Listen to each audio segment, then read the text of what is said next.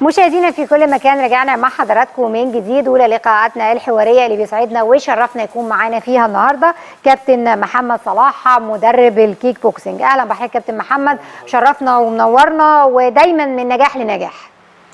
خلينا نبدا مع حضرتك كابتن محمد بالبطولات الاخيره اللي شاركتوا فيها، وكان على الصعيد المحلي بطوله الجمهوريه ونادي الطيران. كلمنا عن هذا الانجاز وهذا التفوق في البدايه.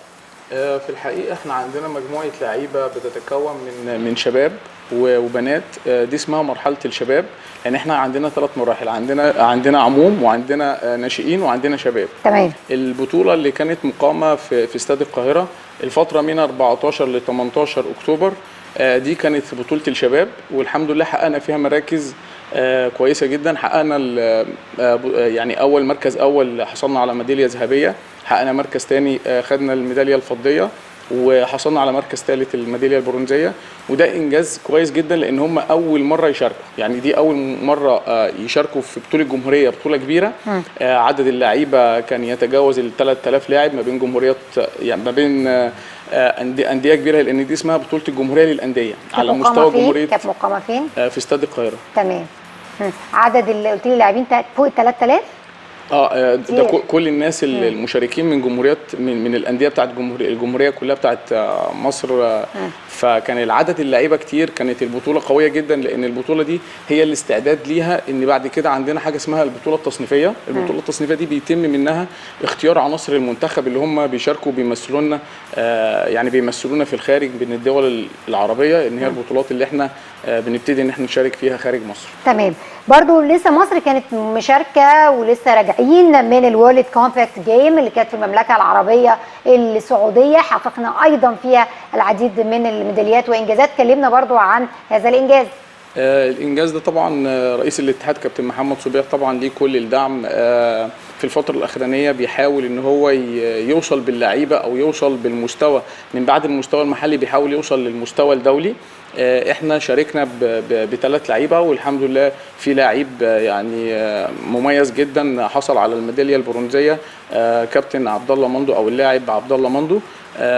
ودي برضو انجاز كبير، لان هي شاركنا بعدد قليل برضو من اللعيبه كده، ولا ده ولا ده والله هو في يعني في بعض الناس خرجت من دور ال8. طبعا كان في شويه برضو ظلم تحكيمي شويه، لكن الحمد لله برضو هم حققوا نتائج كويسه. وحصلنا على مركز مشرف برضو في بطوله قويه، والاستعداد بتاعها والتنظيم بتاعها كان قوي في يعني في ظروف برضو ان احنا كنا خارجين برضو من تأهيلات وبطولات، فاللعيبه دايما برضو بتبقى مرهقه، لان احنا زي ما قلت لحضرتك من جمهوريه لتصنيفيه. صحيح. بعد كده بنشارك، فبيبقى في اجهاد يعني على البطوله دي نسختها الاولى، دي اول مره بتبقى موجوده بالظبط. فاللي احنا برضو نحقق ده شيء كويس جدا. يعني احنا طبعا محققين طبعا في كان عندنا برضو بطوله دوليه اللي هي البطوله الافريقيه، وكان عندنا برضو البطوله العربيه المقامه في العراق، وكان قبلها برضو بطوله في الاردن، وكان في بطوله عندنا برضو حضرها دكتور اشرف صبحي كانت في استاد بتاعت ازبكستان، اللي احنا استضفنا هنا المنتخب الازبكستاني وعملنا نتائج كويسه معاه. فالحمد لله احنا كرياضه الكيك بوكسنج هي رياضه منتشره بشكل كبير، رياضه قويه، رياضه كل اللي بيدخل المجال فيها هي بتعمل عمليه اكتساب ثقه كبيره جدا لكل الفئات، او كل اللي يقدر يدخل جوه الرياضه الممتعه والقويه، واللي هي بتاهل الابطال، يعني زي ما احنا شايفين الابطال بتاعنا اللي هم بيمثلونا لمصر. احنا معانا بعض الفيديوهات برضو، حابه ان حضرتك تعلق على هذه الفيديوهات وفي اي بطولات كانت شاركتوا فيها. دي كان الاعداد اللي قبل بطوله الجمهوريه اللي بوضحها لحضرتك، اللي هي بطوله الشباب. واحنا عندنا شاركنا الحمد لله ب5 بنات وعندنا ولدين حصلوا، واحد حصل على المركز الثالث، واحد حصل على المركز الاول.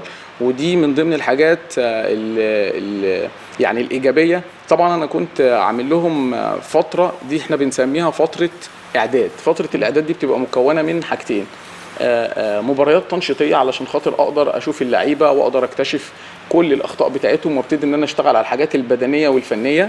ثم بعد كده بننتقل للمرحله اللي هي البطولات الرسميه. تمام. ودي حاجه مهمه جدا، لان الرياضات الفرديه مختلفه عن الرياضات الجماعيه. يعني الرياضه الجماعيه ممكن مثلا واحد في الفريق النهارده مجهد او ان هو مش مركز، فبقيه الفريق بيقدر ان هو يشيله، وبتتحسب البوينت كله للفريق. لكن الالعاب الفرديه صعوبتها ان انا ما معيش حد يساندني، يعني انا جوه الرينج انا الوحيد اللي بلعب بكل تركيزي وكل مهاراتي وكل قوتي، فبتبقى محتاجه متطلبات من التدريب والتركيز عالي جدا، يمكن دي من ضمن الخصائص بتاعتها. فاحنا الحمد لله يمكن اديني اسماء ابرز اللاعبين اللي عند حضرتك اللي يستحقوا كمان مننا اكيد الاشاده والتقدير، والنهارده لينا دور كمان ان احنا نحاول ندعم هؤلاء الشباب.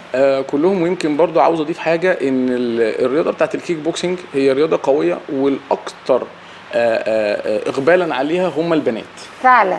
يعني البنت عندها حافز قوي جدا. يمكن انا يمكن من خبرتي ككوتش عندها 3 أضعاف الحافز عند الولد.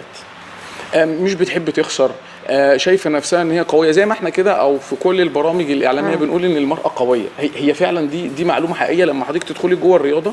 ويمكن المشاركات بتاعتنا او المشاركات عامه كالعاب اولمبيه او كده، بتلاقي دايما ان البنات متفوقه. انا مش بتكلم على الشباب ان هم يعني وحشين او بس كده، عندهم دافع قوي. عندهم دافع قوي، لان انا بنت. هي دايما البنت حاسه ان هي ضعيفه، فلما بتوصل لمرحله كويسه ان انا بقيت قوي في رياضه، في رياضه ما، مش شرط يعني الكيك بوكسنج تحديدا، لا هي بتفرق كتير جدا، بيبقى اكتساب الثقه بتاعها كبير. ثقه. بس هي البنت مش ضعيفه ولا حاجه، هي بس بتحاول انها تزداد قوه يعني. هي لما بتعرف مراحل القوه بتاعتها بتزداد. صحيح بالظبط. احنا عندنا ابرز اللاعبات، عندي تلا سعيد، عندي ملك محمود، عندي سما علي، عندي هانيا طارق، عندي نور حامد. طبعا انا مش عايز انسى حد، يعني كل دول اول مشاركه ليهم، وان هم يعملوا النتائج دي، يعني دي نتائج مشرفه جدا. اعمارهم قد ايه البنات اللي دول يعني الاعمار السنيه اللي كانت مشاركه 2005 2006، يعني سنهم تقريبا 16 سنه 17 سنه، ومحققين نتائج وعاملين ماتشات يعني فوق الرائعه. هايل. ده شيء جيد جدا، اللي انتوا كمان بتدعموهم واللي انتوا عايزينهم كمان يتجهوا للاتجاه الصحيح. عايز اوضح لحضرتك ان الرياضه هي عامل من ضمن العوامل الاساسيه في اسلوب حياه. يعني هي بتعمل مقومات للشخص بتخليه شخص سوي، بتخليه بيقدر يركز كويس جدا جوه المذاكره بتاعته، بتطلع كل الطاقه السلبيه، بتخليه عنده هدف. ده الكيك بوكسنج ولا الرياضه بشكل عام؟ انا بتكلم الكيك بوكسنج. كل رياضه ليها مميزات كتير. بتكلم على رياضه الكيك بوكسنج لان هي بتدي ثقه كبيره جدا للاعب او للشاب او للطفل، ولذلك احنا بننصح بكل الالعاب الفرديه طبعا تحترم جدا. وانا من ضمن الالعاب اللي هي الجميله اللي انا مارستها في حياتي واللي انا خدت فيها بطولات هي لعبه الكيك بوكسنج، لان هي بتدي انطباع مختلف.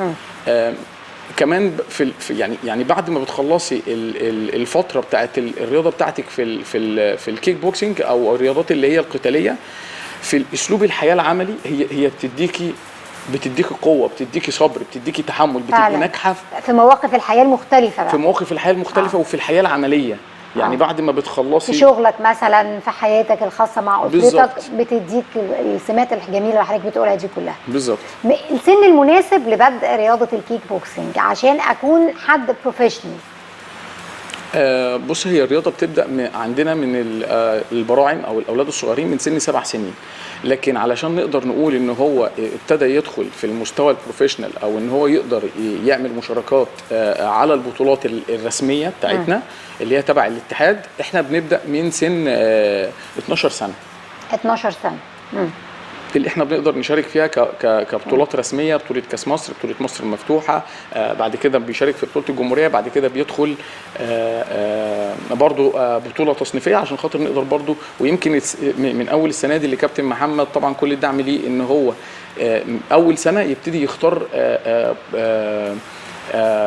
بطوله الجمهوريه للبراعم والناشئين، اللي احنا برضو نقدر ان احنا تختاروا منهم عناصر منتخب. يمكن ده اصغر سن، ويمكن اصغر منتخب بيبتدي ان هو يشارك على سن كام؟ اصغر منتخب كام؟ 12 سنه 12 سنه اللي هم 12 سنه 14 سنه فيما فوق، اللي احنا بنسميه اللي هم تحت 14 سنه اللي هم مرحله الناشئين. يعني انتوا بعد بطولات الجمهوريه بتعملوا تصنيف بقى، تبداوا بطولات تصنيفيه علشان المنتخب، صح كده؟ وهوضح لحضرتك ليه بنعمل كده. علشان بطل الجمهوريه لما بيعمل تصنيفيه يعني مره كمان، دي احنا بنسميها اختبار فوق الاختبار. علشان خاطر اللاعب اللي بيقدر يطلع دولي او ينافس بيبقى وصل لمرحله اعداد كويسه جدا، وخد اكتر من صحيح. خبره في احنا معانا برضو مجموعه من الصور، يا ريت برضو لو توضح لنا الصور دي وكان ايه الاوقات بتاعتها. ده مختار محمود حصل على المركز الاول، ويمكن اول مشاركه ليه، وولد بطل جدا ومجتهد دراسيا ومتفوق.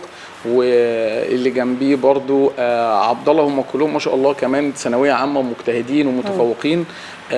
دي ملك محمود برضو حصل على المركز الثالث، خدت الميداليه البرونزيه.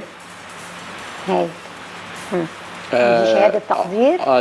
دي شهاده مش شهاده تقدير، احنا بنسميها دي الشهاده بتاعت بطوله الجمهوريه للمرحله يعني. تمام. دي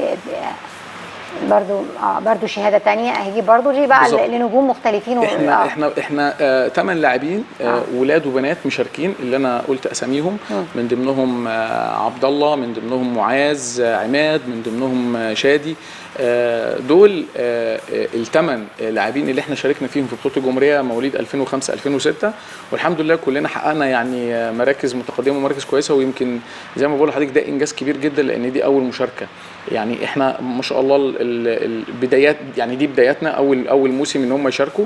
طبعا ان شاء الله السنين اللي جايه لما احنا نحقق النتيجه دي، فاحنا كده يعني احنا ضامنين ان شاء الله مراكز، وان شاء الله ضامنين منتخب، وان شاء الله ضامنين. هل تشعر ان احنا بنسير في الاتجاه الصحيح لانتشار اللعبه ودعمها في الفتره القادمه، ولا لسه محتاجين اكتر؟ انا هوضح لحضرتك جزئيه. احنا في خلال ال4 سنين اللي فاتوا هي اللعبه منتشره من فتره كبيره جدا، يعني احنا بقالنا 15 سنه. بس لما دكتور اشرف صبحي طبعا وثق ان رياضه الكيك بوكسنج يبقى ليها اتحاد رسمي، وطبعا ليه كل الدعم والمسانده، وان هو وقف جنبنا وعملنا كيان كبير جدا بقياده كابتن محمد صبيح. احنا مش يعني ممكن اقدر اقول لحضرتك حاليا احنا اكبر قاعده على مستوى مصر في الرياضه بتاعت المنازلات. فعلا يعني انتوا بتقارنوا نفسكم برياضات المنازلات كلها، انتوا لكم الاولويه كمان. احنا شعبيتنا كبيره، زي مثلا لما بنيجي نتكلم على شعبيه الكوره انا ملاحظاها على فكره كبيره جدا. دي حقيقه. كل حقيقة. بيت يعني احنا لما بنتكلم ان كل بيت دايما بيبقى فيه لاعب كوره، مثلا كره قدم. احنا دلوقتي كل بيت مثلا بيبقوا عايزين فعلا يمارسوا الكيك بوكسنج. دي حقيقه. في لعبه الكيك بوكسنج هي رياضه قويه جدا. هي مزيج ما بين التوافق ما بين الضربات بتاعه الرجل وضربات بتاعه البوكس. فاللعبه بكل العناصر بتاعتها قويه، زائد ان الرياضه هي فيها اكتر من عامل. يعني لازم يبقى بتكتسبي المهاره والمرونه والقوه والسرعه والرشاقه. فالخمس عناصر دول هم عشان تبقي لعيبه كويسه لازم لاعب الكيك بوكسنج يكتسبهم. فبالتالي انا لما بكتسب العناصر دي بحس ان انا الرياضه فادتني جدا. خلقت مني لاعب كويس، لاعب طموح، لاعب عندي هدف. والرياضه دايما هي حاجه يعني مشرفه يعني لكل الدول اللي عندها لعيبه كويسه، ان هي بتحط تارجت لكل اللعيبه اللي موجوده، ان هي انا عندي هدف. ايه هدفي؟ صحيح. هدفي ان انا اوصل لمستوى تعليمي كويس. جميل قوي كلام حضرتك ومشجع ولينا كلنا، واللي حتى اللي ما بيمارسش الكيك بوكسنج لما هيشوف كلام حضرتك دلوقتي وهيتابعه اكيد ممكن ان هو يبدا يفكر في هذه الرياضه، وده برضو احد اهدافنا. اتمنى لكم التوفيق كابتن محمد في الفتره القادمه، مزيد من النجاحات. واقرب بطوله ليكم ايه قبل ما نختم هتبقى تشاركوا فيها؟ احنا عندنا الفتره اللي جايه بطوله الناشئين، وبعدين بطوله العموم للجمهوريه برضو، اللي هي برضو هتأهل برضو للمنتخبات وهتأهل برضو للسفر او الاحتراف برضو ان شاء الله الفتره اللي جايه. هايل كابتن محمد، شرفتنا نورتنا، ومزيد من النجاحات باذن الله. شكرا لحضرتك. شكرا لحضرتك. مشاهدينا الكرام، ده كان لقائنا الحواري الاول الخاص بالكيك بوكسنج اللي شرفنا فيه كابتن محمد صلاح، لكن لسه رياضه اونلاين مستمره مع حضراتكم. خليكم معانا، ما تروحوش في اي مكان. فاصل وهنتكلم مع حضراتكم عن الباور ليفتنج. هيشرفنا كابتن محمد ادريان.